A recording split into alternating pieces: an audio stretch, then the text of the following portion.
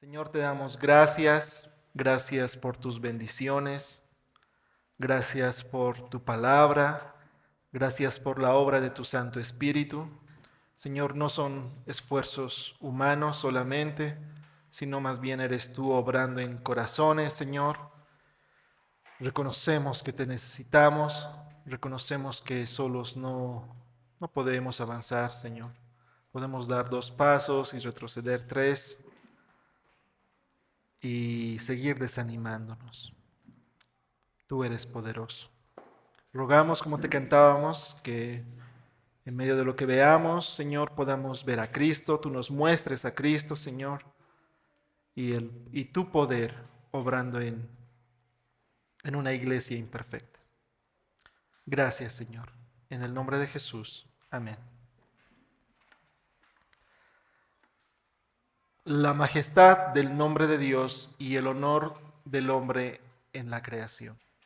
Vamos a estar viendo el Salmo 8. Voy a estar leyendo en la versión de la Biblia de las Américas y en algunos momentos voy a usar otras versiones que también voy a aclarar la versión que voy a usar.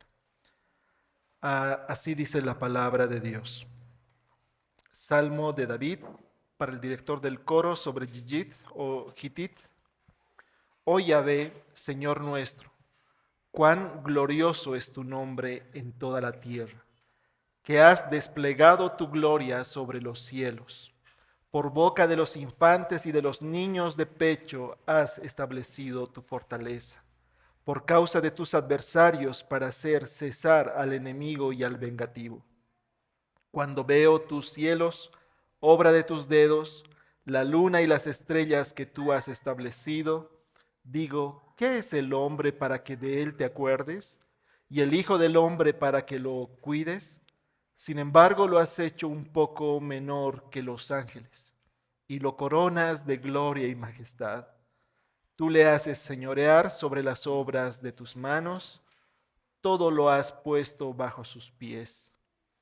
Ovejas y bueyes, todos ellos, y también las bestias del campo, las aves de los cielos y los peces del mar, cuanto atraviesan las sendas de los mares. Oh Yahvé, Señor nuestro, cuán glorioso es tu nombre en toda la tierra. La verdad principal, no hay nada más sublime ni más glorioso que el nombre de Yahvé, quien reina sobre toda la tierra. Este Dios soberano ha decidido otorgar al hombre, que es parte de su creación, una posición privilegiada de honor y dominio. La máxima expresión de este privilegio se revela en Jesucristo, en quien se cumple plenamente el plan de Dios.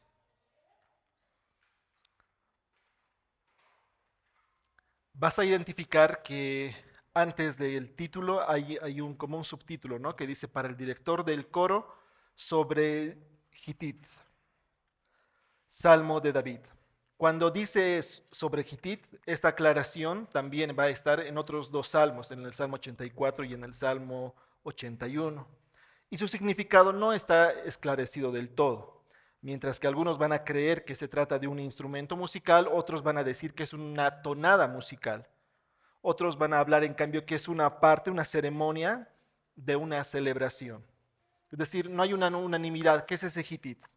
Pero donde sí hay unanimidad es que ya sea esa tonada, ese instrumento o esa ceremonia, eran de un sonido alegre. Es decir, este salmo, que es atribuido a David, vendría a ser el equiparable a lo que en las iglesias evangélicas se conoce como alabanza. No sé si tú has visitado iglesias donde no solamente se canten himnos o cánticos, si quiere, más pausados, y hay una marcada distinción entre lo que era una alabanza y un canto de adoración, ¿no? Mientras uno era más alegre, el otro era más sobrio. Entonces, más o menos esto vendría a ser el equivalente a una alabanza, es decir, algo más alegre. No por nada Samuel Terrien dice sobre el Salmo 8, en su estilo conciso y su prosodia compacta, el Salmo 8 demuestra ser uno de los más grandes poemas del himnario hebreo. Es un canto que deben entonar quienes se regocijan verdaderamente por el creador de la naturaleza y de la humanidad. Pero también es un himno consciente del enigma del mal en la naturaleza y en la historia. Otra característica especial y particular de este salmo es que, como habíamos dicho, era un salmo de alabanza, pero se encuentra en medio de varios salmos de lamento, en realidad de 10 salmos de lamentos, 5 salmos antes y 5 salmos después. Es decir, en medio de salmos de lamento está este salmo de alabanza a Dios. Y eso podría traer una enseñanza. Como dice Sidney Greidanus, esta posición central del Salmo 8, en medio de los lamentos, subraya que en medio de nuestros sufrimientos en esta tierra, podemos alabar a Yahvé. Oh Yahvé, Señor nuestro, cuán glorioso es tu nombre en toda la tierra. Y si bien eso se puede escribir o se puede mencionar fácil, sabemos que en la práctica no siempre es fácil regocijarnos en el Señor, aún en medio de tiempos de prueba o tiempos de sufrimiento. El primer punto, la majestad del nombre de Dios, Yahvé en la tierra y el cielo. Este salmo, y no es el único salmo, tiene una estructura circular. ¿Qué quiere decir eso? Es decir, que empieza con algo, ¿no? Hace un recorrido, va haciendo énfasis en otras cosas, hasta que al final va terminando donde ha empezado. Si te das cuenta, si tú revisas ese salmo, el versículo 1 y el versículo 9 prácticamente se están repitiendo. Sí, están diciendo lo mismo. El versículo 1 y el versículo 9, el último de este salmo, prácticamente se están repitiendo. Con la excepción de que en el versículo 1 dice algo más. La parte que se repite en ambos salmos es: oh Yahvé, Señor nuestro, cuán glorioso es tu nombre en toda la tierra. Y eso lo dice al empezar y lo dice al terminar. Y el versículo 1 añade algo más: que has desplegado tu gloria sobre los cielos.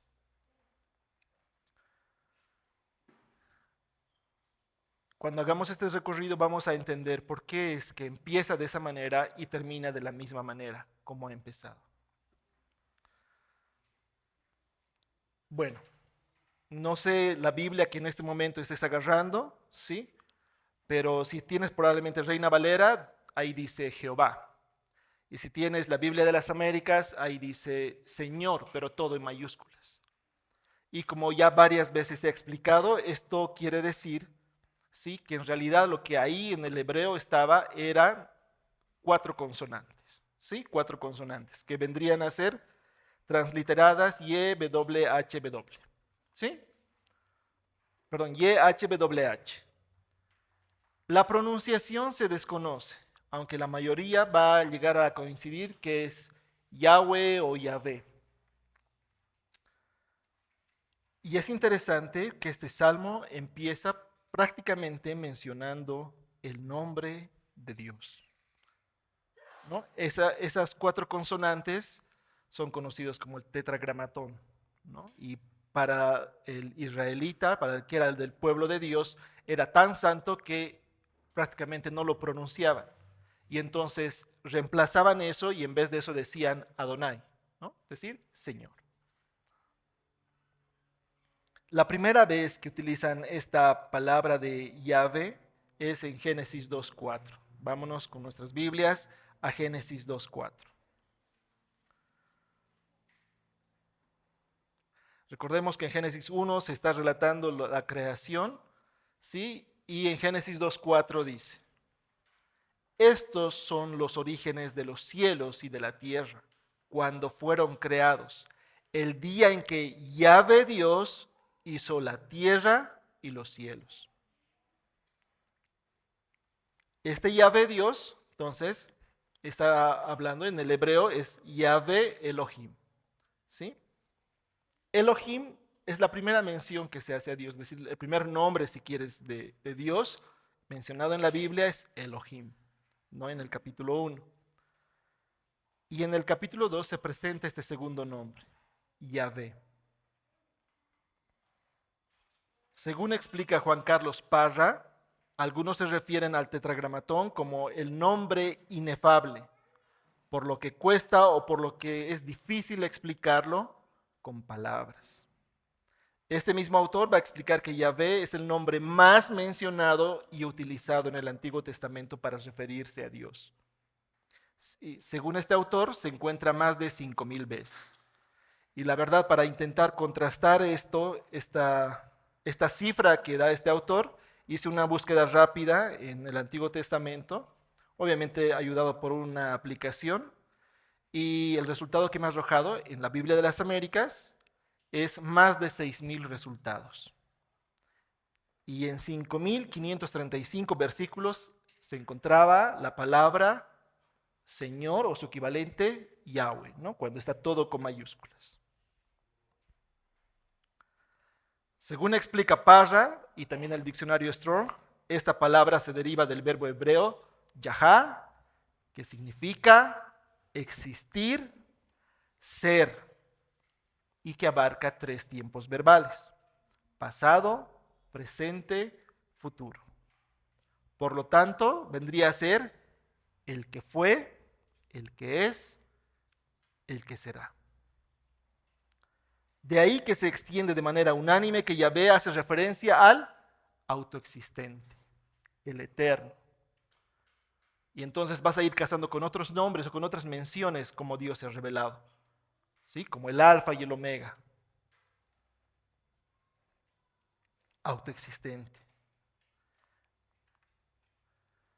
Vámonos a Éxodo 3, desde el versículo 10. Éxodo 3, versículo 10.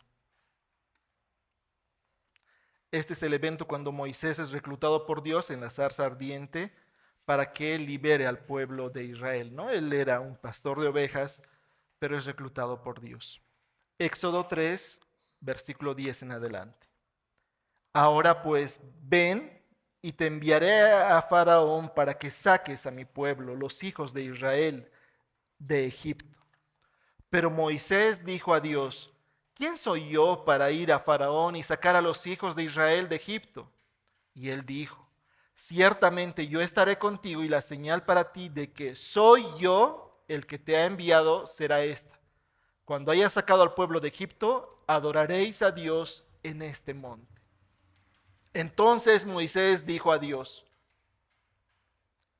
he aquí, si voy a los hijos de Israel y les digo: el Dios de vuestros padres me ha enviado a vosotros, tal vez me digan: ¿cuál es su nombre? ¿Qué les responderé? Y dijo Dios a Moisés: yo soy el que soy. Y añadió: así dirás a los hijos de Israel: yo soy, me ha enviado a vosotros. Dijo además Dios a Moisés: así dirás a los hijos de Israel: Yahvé, el Dios de vuestros padres, el Dios de Abraham, el Dios de Isaac, el Dios de Jacob, me ha enviado a vosotros. Este es mi nombre para siempre, y con él se hará memoria de mí de generación en generación. Y ahí casamos la relación que existe entre yo soy y Yahvé. El que era, el que es, el que será. El autoexistente. El autosuficiente. El que no necesita de nadie. Y podríamos profundizar mucho más en esto y en la relación que tiene con otros nombres, pero nos perderíamos del propósito que es el Salmo 8. Pero con este contexto vamos a volver al Salmo 8. Salmo 8. Oh Yahvé, Señor nuestro, cuán glorioso es tu nombre en toda la tierra, que has desplegado tu gloria sobre los cielos. Y acá seguramente podemos entender por qué David empieza mencionando el nombre personal de Dios.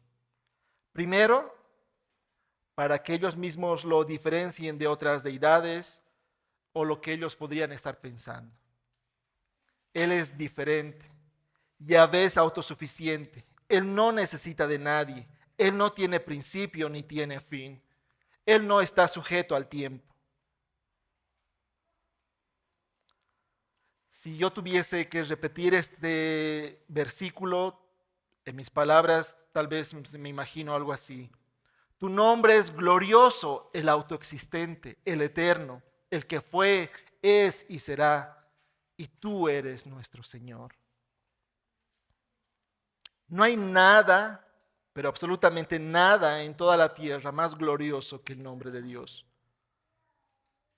Precisamente su nombre apunta al carácter y a su esencia. Y luego el versículo 1 continúa diciendo, has desplegado tu gloria sobre los cielos. A lo largo de la historia, el cielo ha servido de inspiración para canciones, para poemas o incluso de manera terapéutica. Para quienes quieren relajarse del ajetreo, del ruido, del afán, el cielo les ha ayudado a desestresarse, ¿no? A veces el ruido de la ciudad, y entonces, ¿qué es lo que buscan? Un lugar despejado donde puedan escuchar a los animales, el ruido de la naturaleza y tal vez posiblemente acampar y poder mirar el cielo. Pero es interesante porque este versículo dice que has desplegado tu gloria sobre los cielos. Ni los cielos pueden contener la gloria de Dios. Ni los cielos pueden contener la gloria de Dios. Pasamos a Primera de Reyes, capítulo 8, verso 27. Primera de Reyes, capítulo 8, verso 27.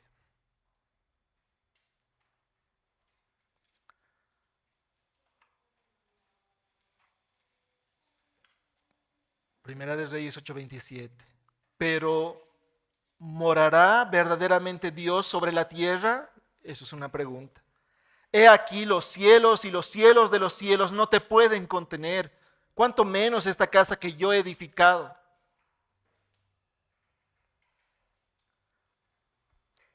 Ni los cielos pueden contener su gloria. Voy a leer algunos versículos también de algunos salmos, puedes anotarlo tal vez. Excelso sobre todas las naciones es Yahvé, su gloria está sobre los cielos. Salmo 148, 12 y 13. Jóvenes y también doncellas, los ancianos junto con los niños, alaben ellos el nombre de Yahvé, porque solo su nombre es exaltado. Su gloria es sobre tierra y cielos. ¿Llegas a considerar, a dimensionar el nivel de su gloria? Lo cierto es que es lo más asombroso que podamos ver en la tierra, en las aguas, en el cielo. No se puede comparar con nada de eso se puede comparar con la gloria de Dios. Y apenas de este lado de la eternidad alcanzamos a vislumbrar un poquito de lo majestuoso que es Yahvé Dios. Versículo 2 del Salmo 8. Versículo 2 del Salmo 8. Por boca de los infantes y de los niños de pecho has establecido tu fortaleza, por causa de tus adversarios, para hacer cesar al enemigo y al vengativo. Claramente es intencional que quiere colocar este contraste David, en que aquellos enemigos, aquellos vengativos han sido vencidos por infantes y por niños de pecho.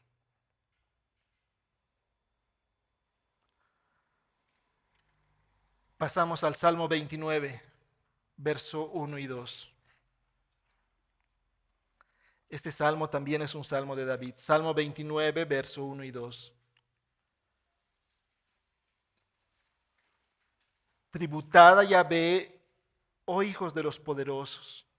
Tributad a Yahvé gloria y poder. Tributad a Yahvé la gloria debida a su nombre. Adorad a Yahvé en la majestad de la santidad.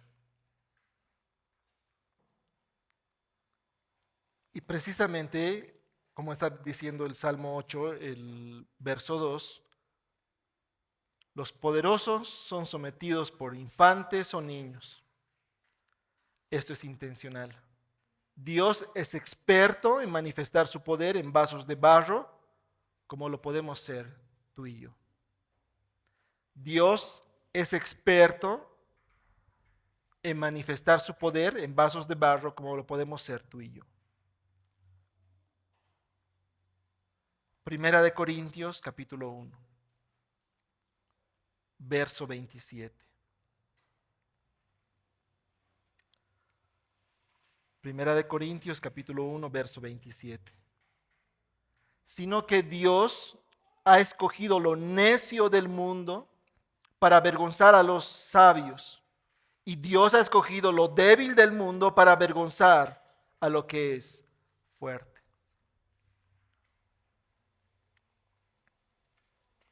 Y a veces este tipo de versículos, cuando las primeras veces que te encontrabas con ese tipo de versículos, seguramente te animaban, porque entendías que tú eras ese necio. Pero a veces después en el camino olvidamos esto, ¿no? Y en algún momento tendemos a descansar en nuestra propia justicia. Pero Dios va a hacer eso, va a usar vasos de barro para que la gloria sea para Él. Si lo piensas, no suena lógico que los egipcios hayan sido intimidados y derrotados por un pastor de ovejas, ¿sí? Que encima era tartamudo. No suena congruente que un joven David sin armadura derrote de una pedrada a uno de los titanes más fuertes de los filisteos. Que los israelitas den 7 vueltas alrededor del muro de Jericó no suena como la mejor de las estrategias de guerra.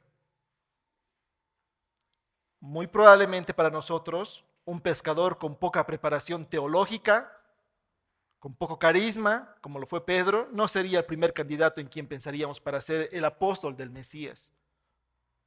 Pero a Dios le ha placido que sea así. Muy probablemente ni a ti ni a mí se nos ocurriría que aquel que ha perseguido tanto a la iglesia fuera a ser el instrumento que Dios usaría para edificar la iglesia. Suena hasta paradójico. Y que termine siendo un referente de liderazgo, de obediencia al Señor, de amor al Señor. Me refiero a Pablo. Y así podríamos ir pensando uno tras otro. En cada caso donde a Dios le ha placido usar lo necio del mundo para avergonzar a los sabios de este mundo. Así también tal vez aquí se encuentran algunos que piensan que no dan la talla para poder ser instrumentos de Dios para alcanzar a otros, para edificar al cuerpo de Cristo. Pero a Dios le ha placido que así sea. Dios va a usar lo débil de este mundo para avergonzar al fuerte. Y para que la gloria no sea para ese débil, sino que sea absolutamente para Dios, que es capaz de usar instrumentos de barro para hacer una obra eficaz en el avance de su reino.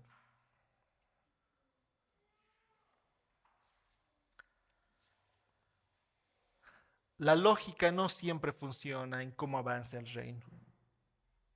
La sabiduría de Dios es mucho más elevada de cómo es nuestra sabiduría. Volviendo al Salmo 8.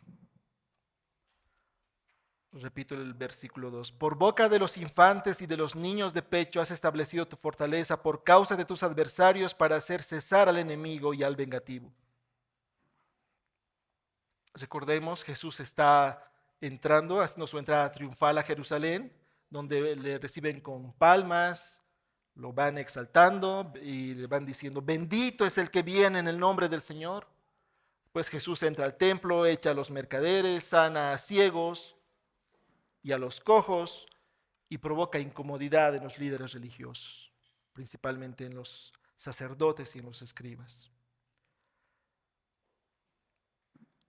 Mateo 21, verso 15.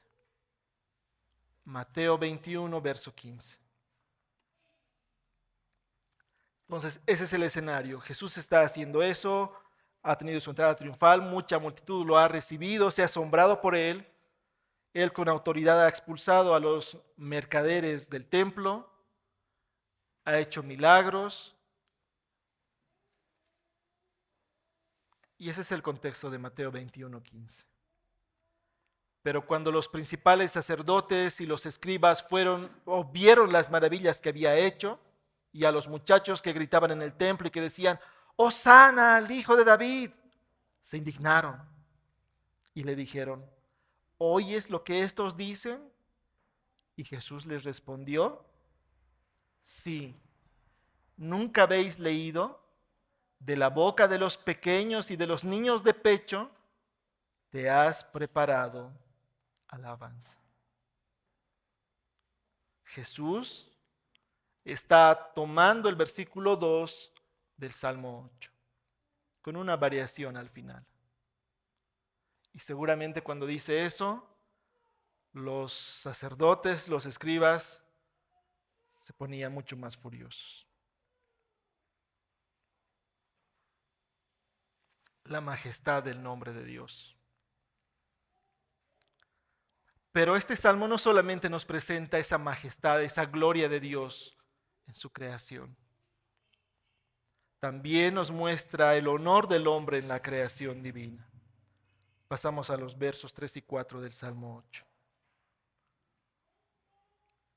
Esta parte es muy importante e incluso muchos sermones que puedas escuchar del Salmo 8 precisamente hacen énfasis en el versículo 3 y el versículo 4, principalmente en el 4.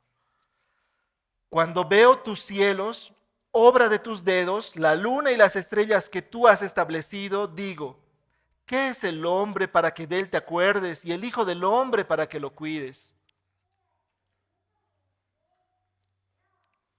Aquí David está haciendo poesía para explicar lo majestuoso de la creación de Dios en el verso 3.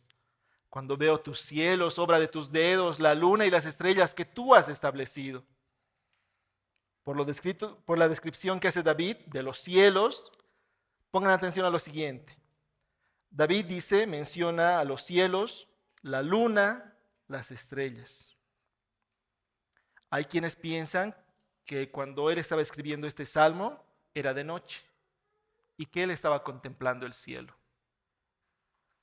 Algunos llaman a este salmo la liturgia de la noche, precisamente porque hace referencia a la luna, a las estrellas, y no hay mención o referencia al sol.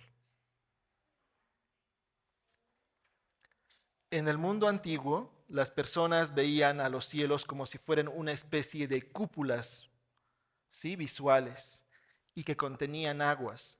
Tal vez en este momento te preguntes, pero ¿cómo es posible que piensen eso? Y tiene cierta lógica. Llovía y llovía del cielo. Entonces ellos entendían o creían que el cielo era como una especie de cúpula visual que almacenaba agua.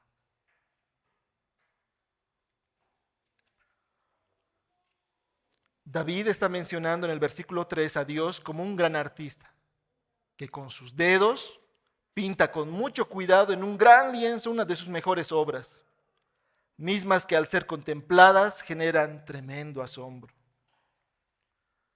Para nosotros, creo que la mayoría de nosotros que vivimos en la ciudad, fruto de una vida agitada, con muchas prisas, con muchas responsabilidades y con mucha contaminación, pocas veces nos vamos a detener a contemplar un amanecer.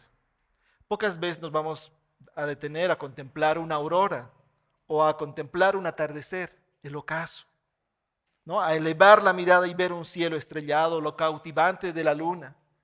Pocas veces hacemos eso.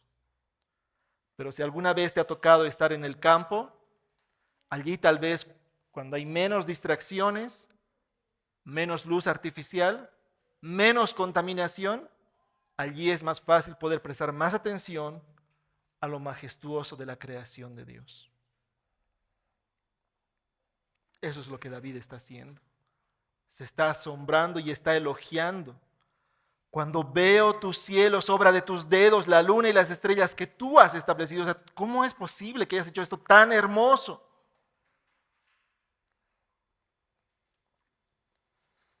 Otros salmos dice, tuyos son los cielos, tuya también la tierra, el mundo y todo lo que en él hay. Tú lo fundaste, dice el Salmo 89:11. Salmo 111:2 dice, grandes son las obras de Yahvé, buscadas por todos los que se deleitan en ellas. Aunque David está usando un antropomorfismo para explicar lo majestuoso de Dios, porque está hablando de dedos, y como si fuese un artista, y como si estuviese pintando la creación, después de asombrarse por la majestuosa creación de Dios, él hace una pregunta central para este salmo. ¿Qué es el hombre para que de él te acuerdes? Y el hijo del hombre para que lo cuides.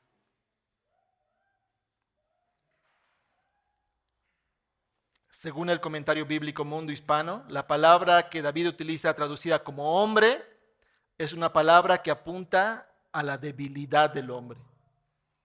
Si quieren, apunta a que el hombre es un ser mortal. Es decir, claramente lo que David está haciendo es resaltando que el hombre es criatura.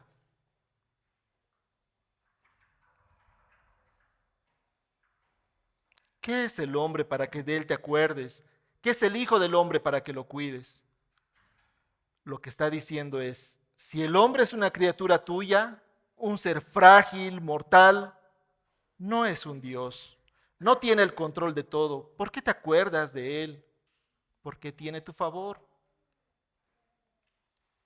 ¿Por qué lo cuidas? ¿Por qué lo visitas? Y después dice, ¿qué es el hijo del hombre para que lo cuides? Y en el mismo versículo, si te das cuenta, menciona primero al hombre y después al hijo del hombre. Y la idea de esto es que primero está hablando, si quieren, en general del grupo de hombres y después está hablando en particular de un hombre. Y esta forma de redacción era muy común en la antigüedad.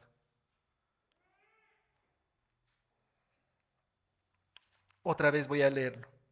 Cuando veo tus cielos, obra de tus dedos, la luna y las estrellas que tú has establecido, digo, ¿qué es el hombre para que de él te acuerdes? Y el hijo del hombre para que lo cuides.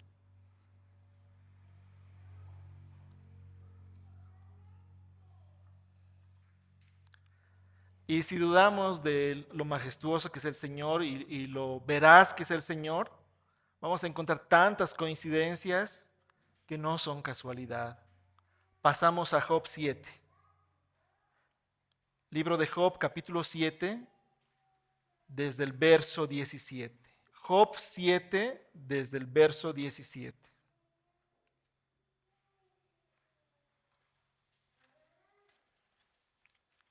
Como sabrás, el libro de Job se cree que es el primer libro que se ha escrito de la Biblia. Es el libro más antiguo, si quieres. Cronológicamente no es del principio, ¿sí?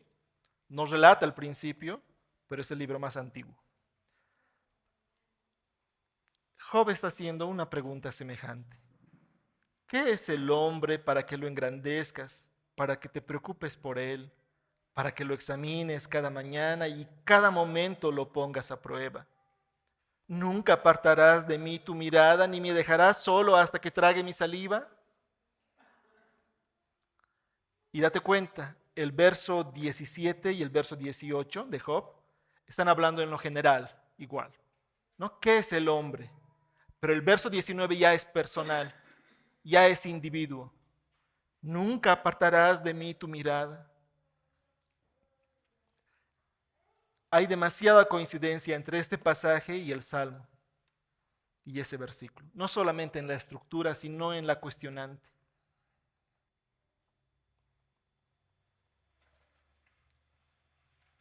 Esta pregunta es recurrente para el hombre teísta. El autor de la carta a los Hebreos también la va a retomar, ¿no? Y como saben, acá en la iglesia también se está predicando Hebreos y se ha pasado por este pasaje. Hebreos 2:6.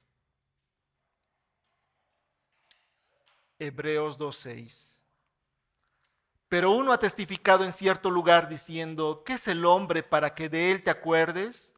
¿O el hijo del hombre para que te intereses en él? ¿Por qué Dios se acerca al hombre?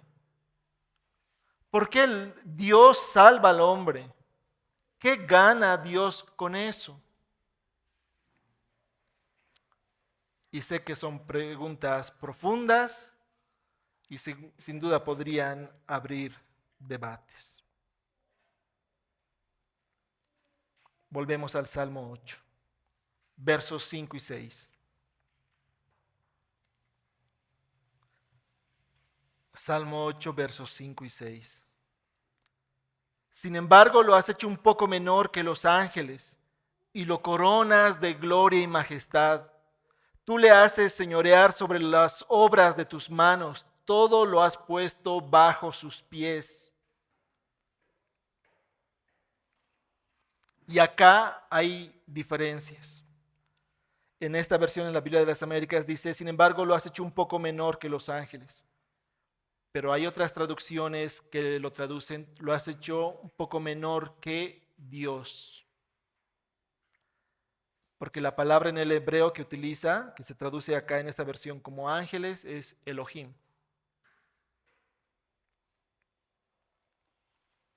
Elohim entonces podría referirse a seres celestiales, como también a seres divinos.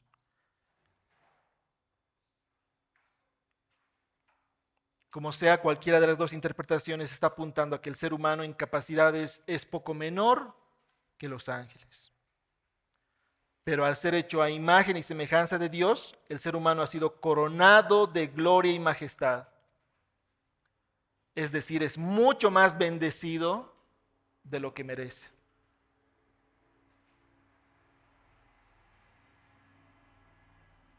De ahí la segunda parte del título de este sermón, el honor del hombre en la creación.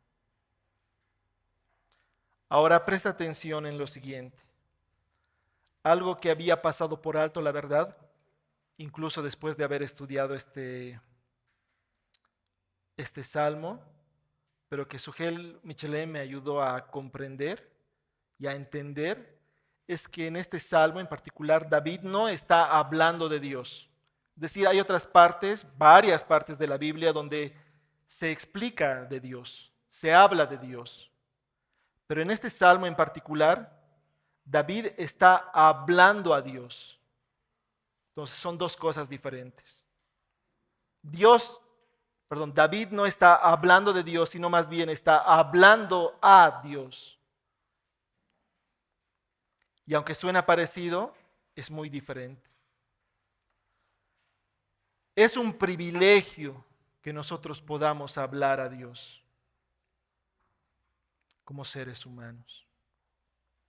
En Cristo tenemos la posibilidad de tener una relación de amistad con Dios. En Cristo somos injertados en la familia de Dios. Es un tremendo privilegio. En Cristo tenemos el privilegio de acercarnos a Dios en oración, hablarle a Él y que Él nos escuche. Pero lo cierto es que pocas veces meditamos en este privilegio. Muchas veces lo damos por sentado. Pero es un privilegio. No lo merecíamos, no lo merecemos. Y muchas veces no lo valoramos. Porque si lo valoraríamos como deberíamos valorarlo, deberíamos ser tan diligentes en la oración.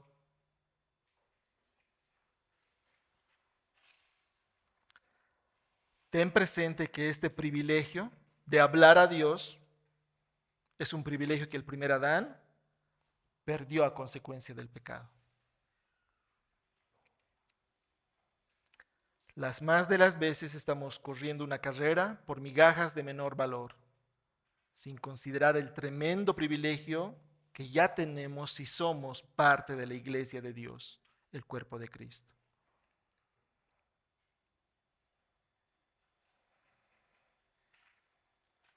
Sin embargo, lo has hecho un poco menor que los ángeles y lo coronas de gloria y majestad. Versículo 6. Tú le haces señorear sobre las obras de tus manos, todo lo has puesto bajo sus pies.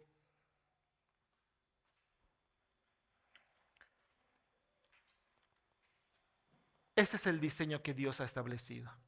Así lo ha establecido Dios. Pasamos a Génesis capítulo 1, verso 27. Génesis capítulo 1, verso 27. Y este pasaje es clave. Si puedes marcarlo, si puedes resaltarlo, si puedes anotarte. Génesis 1, 27 y 28. Creó pues Dios al hombre a imagen suya, a imagen de Dios lo creó. Varón y hembra los creó. Y los bendijo Dios y les dijo: sed fecundos y multiplicaos y llenad la tierra y sojuzgadla. ejerced dominio sobre los peces del mar, sobre las aves del cielo y sobre todo ser viviente que se mueve sobre la tierra. Otra vez verso 28. Y los bendijo Dios y les dijo, sed fecundos y multiplicaos y llenad la tierra y sojuzgadla. Ejerced dominio sobre los peces del mar, sobre las aves del cielo y sobre todo ser viviente que se mueve sobre la tierra. Dios le ha confiado al ser humano muchas cosas de su creación. Entre estas el planeta donde habitamos.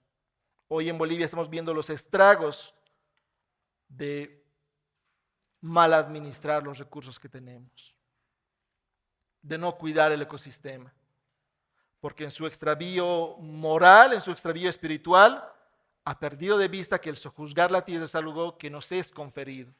Es decir, no es un derecho que nosotros nos hemos ganado, es algo que el Señor nos ha delegado, es de parte de nuestro Señor, porque la tierra no nos pertenece, le pertenece a Él. Y Él nos ha asignado esa responsabilidad. Nosotros somos mayordomos, por lo cual, así como en las parábolas de los mayordomos, un día vamos a rendir cuentas. Como dice Carrón, en relación con Dios, el ser humano es pequeñito, pero en relación con la creación es poderoso, porque Dios lo ha establecido así. Y el versículo 6 de este salmo termina diciendo, todo lo has puesto bajo sus pies. ¿Qué significa este todo lo has puesto bajo sus pies? El hombre tiene el mandato divino de señorear, de sojuzgar la tierra, la vida terrenal, y toda la creación se le ha conferido para administrarle. Según Sproul, la expresión bajo sus pies se usaba en el mundo antiguo como una imagen de dominio y protección de aquello que está bajo sus pies, es decir, de aquello que está bajo su autoridad. Es decir, a veces no nos quedamos con eso de señorearse, ¿no? Y entonces te empiezas a enseñorear sobre la creación. Pero ¿cuál es el sentido? Todo lo ha puesto bajo sus pies. Dominio y protección. No solo es dominio. Si bien el hombre se enseñorea en la creación, también debe de cuidarla, debe de protegerla. Siguiente punto, el gobierno del hombre sobre toda la creación, versículos 7 y 8. Tú le haces señorear sobre las obras de tus manos, todo lo has puesto bajo sus pies. Estoy leyendo el verso 6. 7. Ovejas y bueyes, todos ellos, y también las bestias del campo, las aves de los cielos y los peces del mar, cuanto atraviesa las sendas de los mares. Dentro de todo lo que Dios le ha confiado al hombre para que lo administre, hay una clara implicación de que una de esas es el planeta donde vivimos, ¿no? El ecosistema, la vegetación, el medio ambiente. Pero en los versos 7 y 8 nos aclara también los animales, sean terrestres, sean que vuelan, ¿sí?, del cielo o del mar. Y es más, el verso 8 al final dice, cuanto atraviesa las sendas de los mares. Según el comentario bíblico Mundo Hispano, se refiere a los monstruos marinos de la mitología, es decir, bestias grandes que incluso son mencionadas en la Biblia, ¿no? Por ejemplo, el Behemoth, que está en Job, o el Leviatán, que también se menciona en Job, en Salmos y en Isaías. Pero incluso estas bestias grandes han sido confiadas al hombre por Dios. Ahora, en base a esto surge una pregunta para interpretar, ¿cómo interpretamos este pasaje? El cristiano entonces debe ser ambientalista y cuidar a los animales y, por ejemplo, no matar ningún tipo de animal bajo ningún motivo. Y tal vez esa pregunta te parezca hasta de fácil respuesta. Hago otra pregunta. ¿Los animales tienen el mismo valor que los seres humanos? Y en este punto, la verdad, si lo que quisiera sería agradar al oyente, probablemente pasaría de largo, pero creo que es importante que reflexionemos al respecto, ya que este punto en particular puede ser polémico incluso en círculos evangélicos. Y quiero ser cauto entendiendo que muchos podemos ser amantes de los animales, tener mascotas que queremos. Es más, hace poco murió una mascota que estaba 14 años más o menos con mis papás, entonces entiendo el apego que uno puede sentir hacia una mascota. Pero lo cierto es que basándonos en la Biblia, está claro que los animales no tienen el mismo valor que los seres humanos. La enseñanza bíblica difiere claramente entre la dignidad y el valor del ser humano y el de los animales. Sí, aun si estos son perros, si son gatos, por tanto debemos ser cuidadosos de colocar a cada uno en el lugar que corresponda.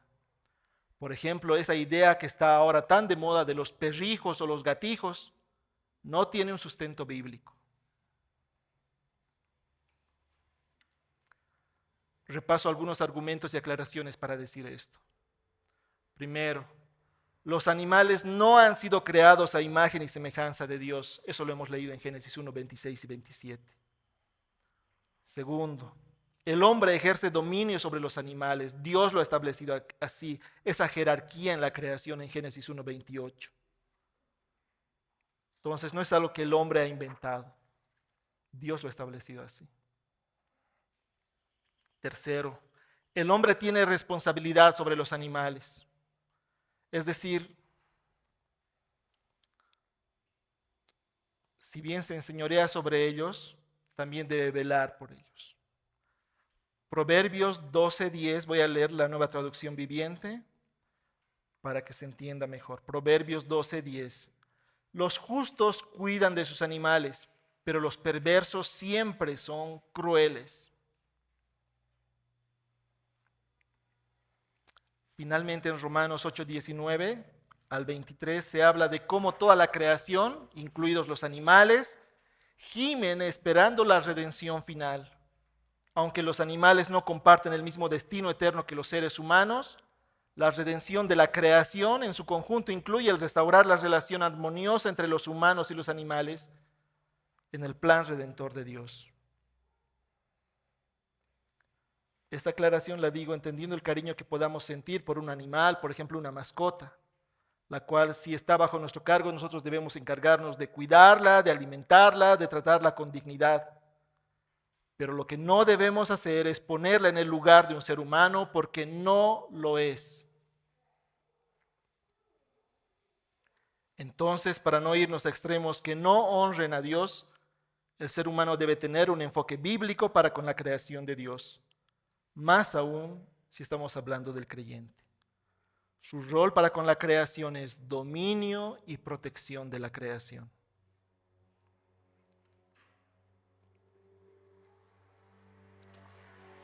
Este salmo nos ha mostrado tantas cosas hermosas. La majestad de Dios sobre su creación, la autoridad y el honor, el privilegio que Dios le ha dado al hombre sobre esa creación. Pero no quiero dejar de lado el cuarto punto de nuestro bosquejo, la majestad del nombre de Dios, Jesús, en toda la tierra. El Nuevo Testamento utiliza el Salmo 8 para alabar a Cristo. Hace referencia a la humanidad exaltada en Cristo, porque Cristo es el segundo Adán. Y esa relación que gracias al primer Adán se había quebrado, es restaurada gracias al segundo Adán. Evangelio de Juan, capítulo 1, versos 1 al 3, este pasaje que es tan conocido. En el principio existía el Verbo y el Verbo estaba con Dios y el Verbo era Dios. Él estaba en el principio con Dios. Todas las cosas fueron hechas por medio de Él y sin Él nada de lo que ha sido hecho fue hecho. A continuación voy a desarrollar algo que explica Sidney Greidanus. Es así que el salmo de alabanza a Dios Creador puede entenderse también como alabanza a Jesucristo. En su carta a los Efesios, Pablo utiliza el Salmo 8, verso 6. Todo lo has puesto bajo sus pies para proclamar la autoridad de Cristo resucitado. Efesios capítulo 1, verso 20 al 22. Efesios capítulo 1, versos 20 al 22. El cual obró en Cristo cuando le resucitó de entre los muertos y le sentó a su diestra en los lugares celestiales, muy por encima de todo principado, autoridad, poder, dominio y de todo nombre que se nombra, no solo en este siglo, sino también en el venidero. Y todo sometió bajo sus pies, y a él lo dio por cabeza sobre todas las cosas a la iglesia. Todo sometió bajo sus pies, haciendo referencia al versículo 6 del Salmo 8, y a él le dio por cabeza sobre todas las cosas a la iglesia. Pero la carta que más pasajes tiene del Salmo 8 es sin duda la carta a los Hebreos. Hebreos 2, del 6 al 9.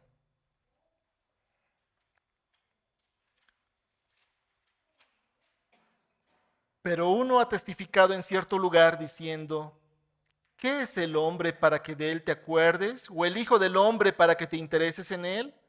Le has hecho un poco inferior a los ángeles, le has coronado de gloria y honor, le has puesto sobre las obras de tus manos. Todo lo has sujetado bajo sus pies, porque al sujetarlo todo a él, no dejó nada que no le sea sujeto. Pero ahora no vemos aún todas las cosas sujetas a él. Pero vemos a aquel que fue hecho un poco inferior a los ángeles, es decir, a Jesús coronado de gloria y honor a causa del padecimiento de la muerte, para que por la gracia de Dios probara la muerte por todos.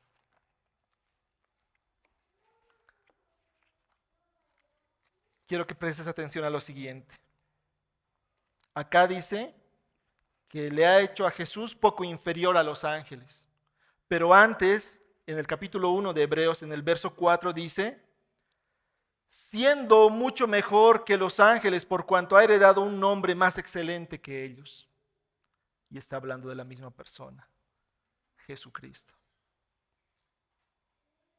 Pero Dios lo ha hecho un poco inferior a los ángeles para que se cumpla su plan, para que nosotros podamos hablar otra vez con Dios.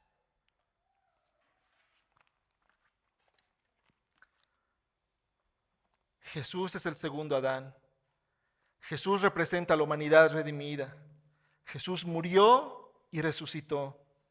Al hacerlo, Jesús derrotó al último enemigo de la raza humana, derrotó a la muerte.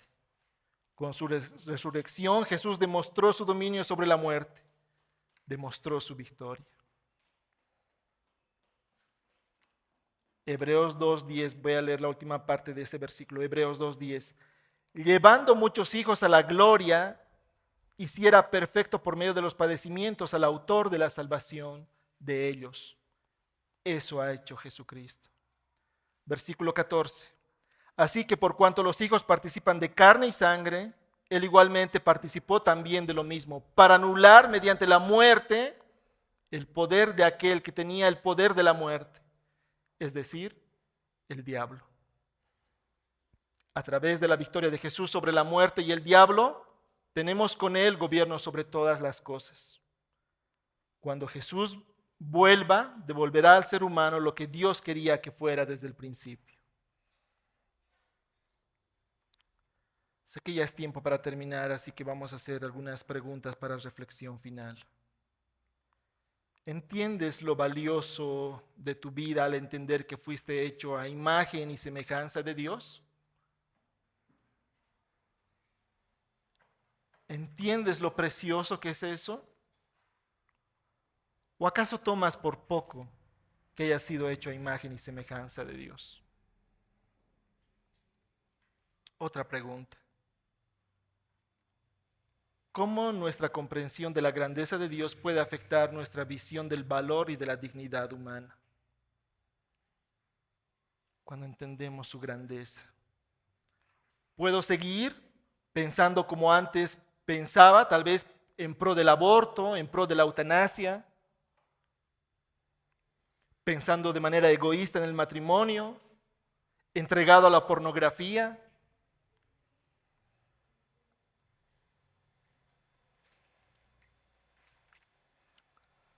con lo que hemos visto de este salmo, ¿qué te ha enseñado este salmo sobre el rol y la responsabilidad del ser humano en la creación de Dios?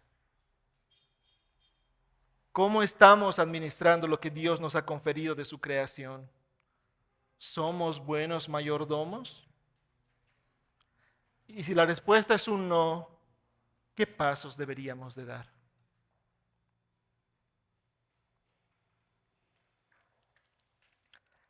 Saber que Yahvé Dios se acuerda del hombre y lo visita, sin duda debe de ser de aliento, de ánimo para nosotros, incluso en tiempos de prueba, incluso en tiempos de desánimo.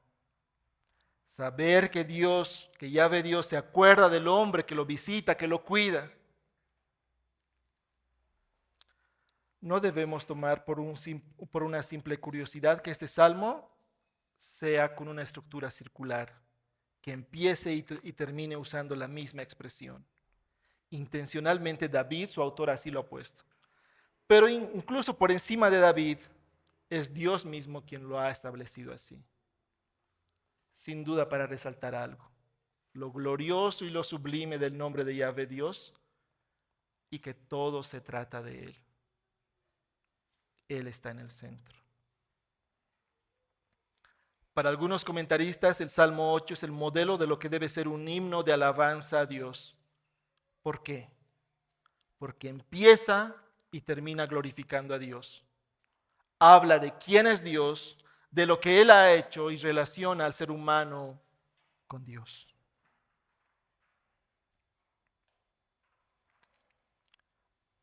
Para terminar voy a leer el Salmo 8 en la Nueva Traducción Viviente. Oh Yahvé, Señor nuestro, tu majestuoso nombre llena la tierra. Tu gloria es más alta que los cielos. A los niños y a los bebés les has enseñado a hablar de tu fuerza. Así silencias a tus enemigos y a todos los que se te oponen. Cuando miro el cielo de noche y veo la obra de tus dedos, la luna y las estrellas que pusiste en su lugar, me pregunto, ¿qué son los seres humanos para que pienses en ellos? Los simples mortales para que de ellos te ocupes. Sin embargo, los hiciste un poco menor que Dios y los coronaste de gloria y honor. Los pusiste a cargo de todo lo que creaste y sometiste todas las cosas bajo su autoridad, los rebaños, las manadas y todos los animales salvajes, las aves del cielo, los peces del mar y todo lo que nada por las corrientes oceánicas. Oh Yahvé, Señor nuestro, tu majestuoso nombre llena la tierra. Vamos a orar. Señor, te damos gracias por tu palabra.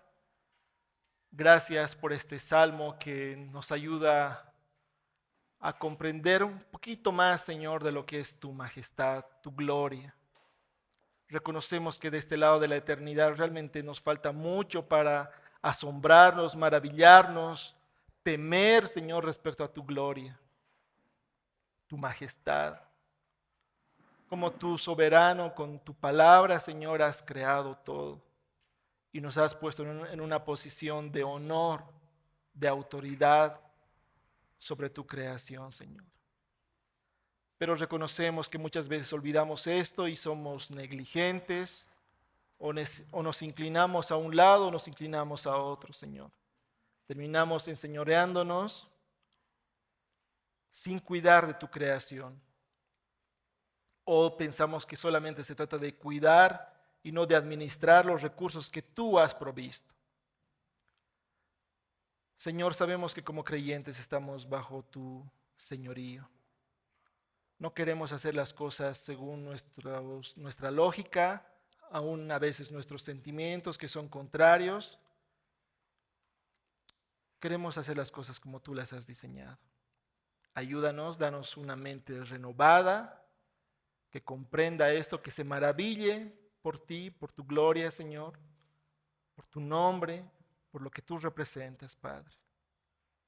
Rogamos por un corazón, una mente renovada, por acciones renovadas también en este sentido. Que para ti sea toda gloria y honra. En el nombre de Jesús. Amén.